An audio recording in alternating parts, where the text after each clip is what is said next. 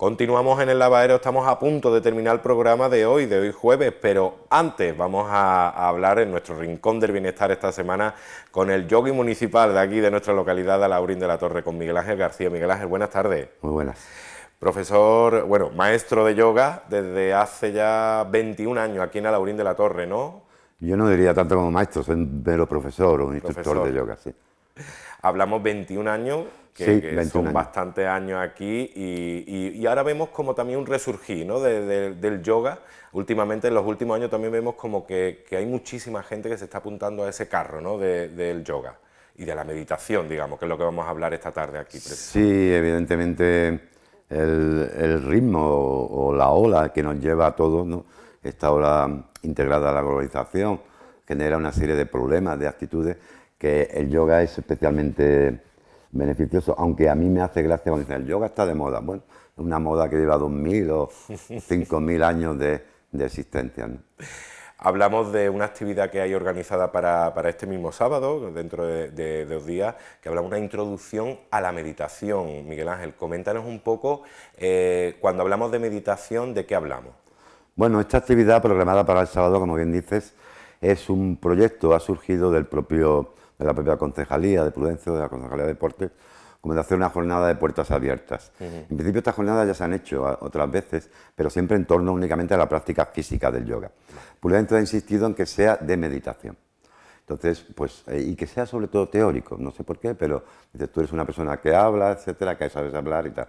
Y evidentemente, aunque la meditación es una práctica, fundamentalmente es una práctica, conlleva, como toda actividad humana, como toda práctica humana, conlleva un saber, conlleva una metafísica o una filosofía.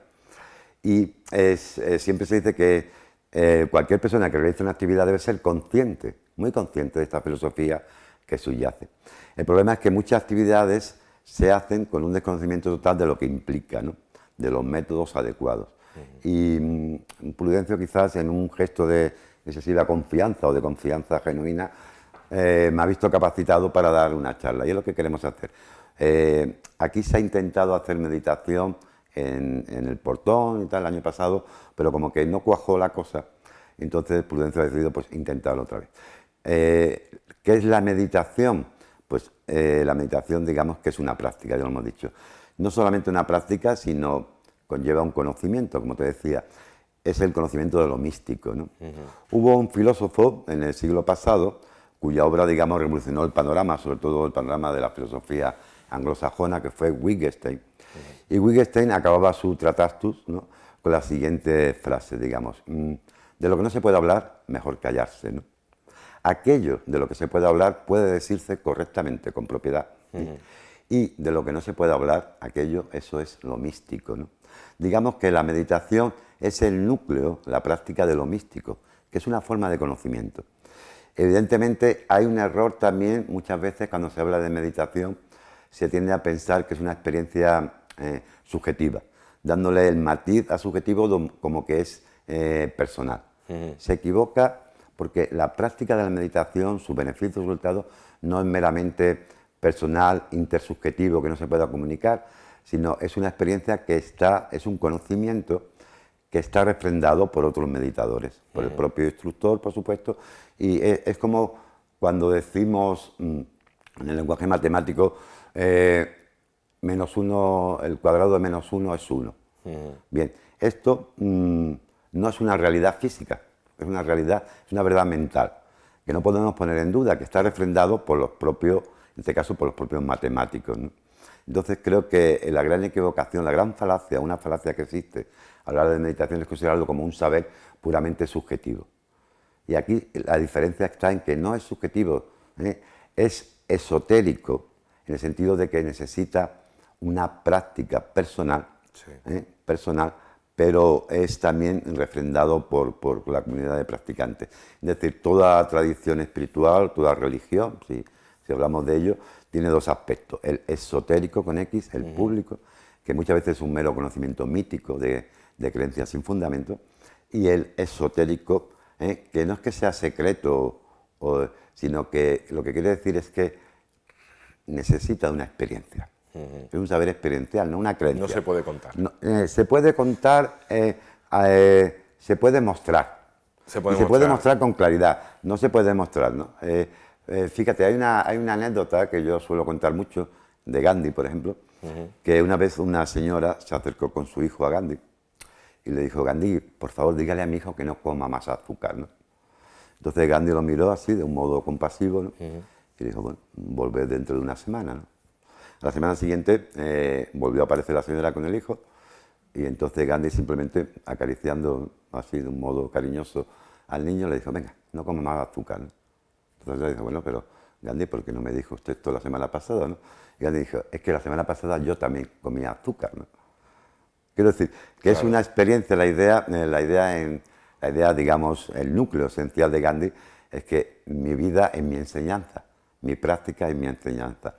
El ser humano es un ser, digamos, es un anfibio múltiple, vive en muchos mundos simultáneamente, ¿no? Vivimos en el mundo de la molécula, de la química, vivimos en un mundo fisiológico, en un mundo ético. O sea, compartimos como Diferentes realidades, diferentes ¿no? realidades, universos en los que habitamos simultáneamente. Entonces, la aproximación a la meditación, si es un conocimiento como pretenden o como es realmente los místicos, un conocimiento, también se hace desde muchos factores, ¿no? Se usan muchas materias, ¿eh? Hay veces que la meditación se presenta como una mera respuesta de relajación, ¿no? Bien, eso es cierto porque está comprobado por métodos de biofeedback, ¿no? Fisiológico, una respuesta o como un incremento de la concentración. También quizás Sí, eso, el estar en el presente, exacto, ¿no? Que eso es también el fundamental. mindfulness, ¿no? Que también Sí, está muy... el mindfulness. Entonces, todas estas técnicas que son tradiciones esotéricas, es decir, que deben ser experimentadas, Correcto. no que sean privadas, son públicas, refrendadas por el público que practica la meditación, que deben ser, a diferencia del conocimiento mítico, que es un conocimiento más bien irracional, ¿no? O sea, el gran problema es cuando creemos que, digamos, que Moisés abre las aguas del Mar Rojo, ¿no? O que Jesús nace de una virgen, ¿no? Son cosas científicamente imposibles. Entonces, una persona puede decir: bueno, tú, esto lo que estás diciendo es un conocimiento, es metafórico, ¿no? Pero el problema es que el que cree en ese conocimiento mítico dice: no, es que no es metafórico, se lo toma a pie Se juntilla. lo toma a pie, vale. A pie juntilla, literal. Entonces, no es que tú le comprendas, dándole una metáfora, un sentido distinto, sino que es que el problema es que él lo cree como tal, ¿no? Entonces, a lo que íbamos, el núcleo de la meditación es un conocimiento no solamente personal, sino compartido, y hay unas enseñanzas que se han transmitido a lo largo del tiempo.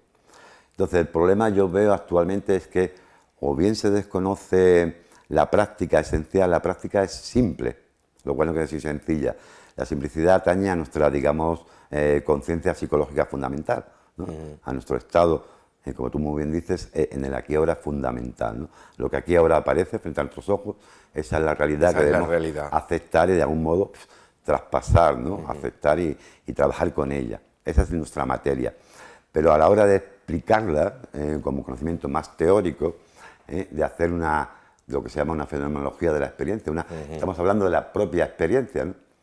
Entonces hay que tener en cuenta que el hombre es un animal simbólico, usamos símbolos, y esos símbolos pueden usarse correctamente, pueden explicarse.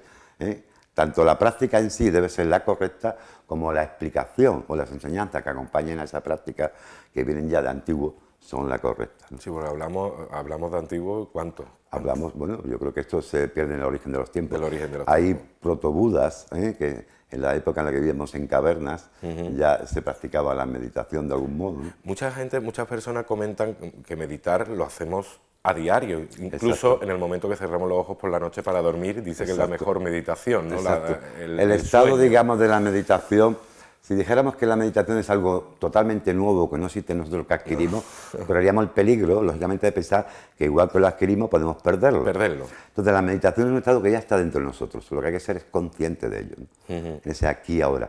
Entonces, efectivamente, ¿qué es lo que hay presente en nosotros? Tenemos, como seres humanos que somos, con esta multiplicidad anfibia, con estos todos universos que compartimos, tenemos una riqueza, un potencial enorme.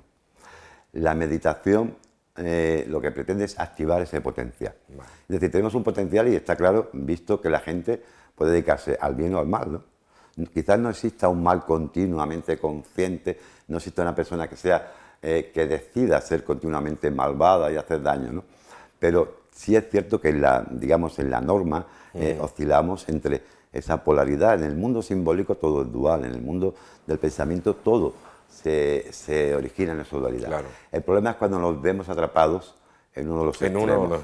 Entonces, sin entender que los extremos se tocan. Sí. Por otro lado, esa tendencia, tanto la meditación no pretende solamente hacer personas piadosas, ¿no?, sino también sabias. Es decir, la mera bondad o la mera piedad no vale si no la acompaña, como decía William Blake, de sabiduría. De sabiduría, claro. Estamos hartos de escuchar una persona tan buena que es tonta, ¿no?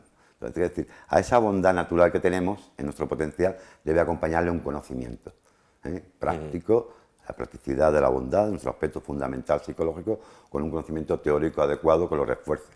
Y se va mutuamente, como en un biofeedback, retroalimentando.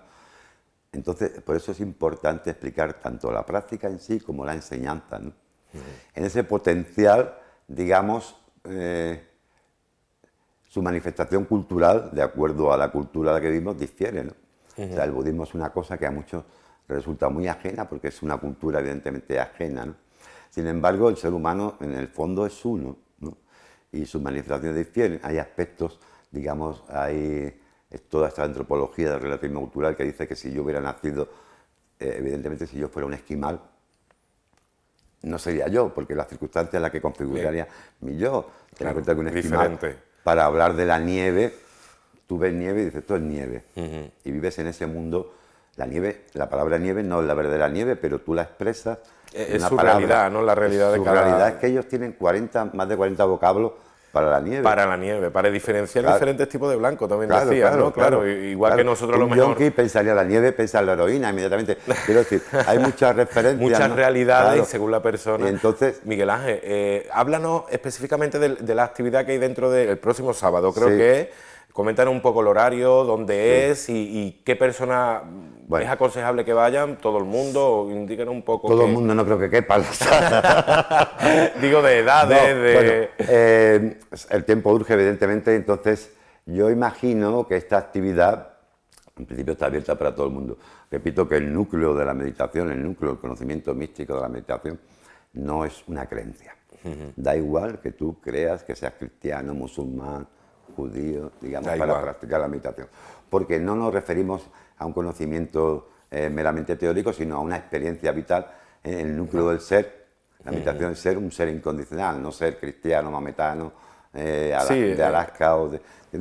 Es el núcleo de la experiencia. Entonces está abierto a todo el mundo, sin diferencia de edad y tal, sobre todo a todo ciudadano de Alaurín de la Torre, ¿no?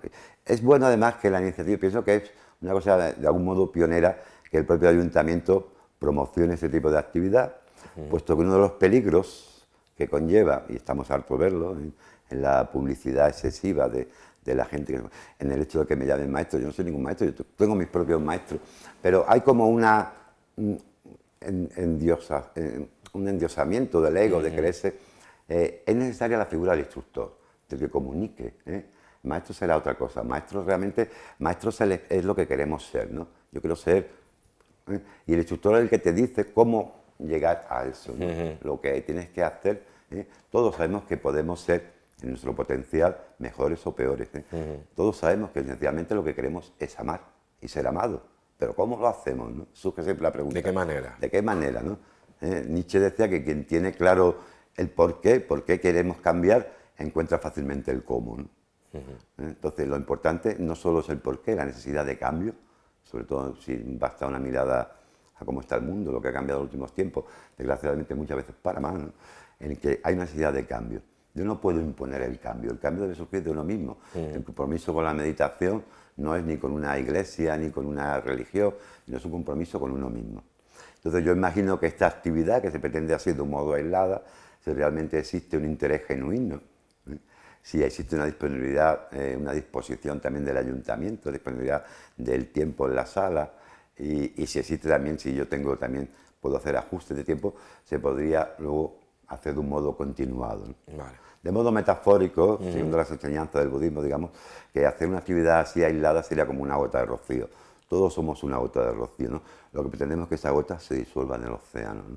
Pues Miguel Ángel, ahí tiene tu cámara para invitar a todo el que quiera que acuda el próximo sábado y ojalá que de ahí nazca otra cosa y si nace otra cosa volvemos aquí para comunicarlo y para hablarlo. Bueno, yo realmente a toda aquella persona que esté genuinamente interesada, ya sea práctica como teóricamente en la meditación, y especialmente a toda aquella persona cuyas circunstancias personales supongan una gran carga, un sufrimiento, creo que la meditación puede incrementar el nivel de bienestar, de salud física. Finalmente descubrimos que quizás en el mundo tal como está, meditamos únicamente para mantener un nivel básico de cordura, ¿no? Para no volvernos totalmente locos. Esta cordura puede incrementarse, ese es el gran potencial. El pensamiento positivo no es pensar y obviar lo que tenemos delante, pensar en cosas, en fantasía, sino el pensamiento positivo, la esencia del pensamiento positivo que conlleva la meditación, saber que tenemos un cuerpo, una mente y que ambos son trabajables en cualquier circunstancia. En la peor de las peores circunstancias podemos trabajar, somos libres, porque es nuestra naturaleza, la libertad es nuestra naturaleza, de trabajar con nuestro cuerpo y nuestra mente. Miguel Ángel, muchísimas gracias, me ha encantado tenerle aquí por primera vez, que no habíamos tenido la suerte de conocernos y encantado, lo dicho, que ojalá que nazca de ahí un grupo y nos vemos en más ocasiones, tanto para hablar de meditación como para hablar de yoga, como para hablar de muchos temas. Para tomar Miguel un Ángel. café. Muchas gracias. Muchas gracias, Miguel Ángel. Nosotros vamos a continuar en el lavadero, que estamos a punto de terminar, pero ahora llega el momento de Susana Valero con su espacio Tu Momento, el espacio dedicado a la mujer aquí en el magazine de El Lavadero. Continuamos en este jueves.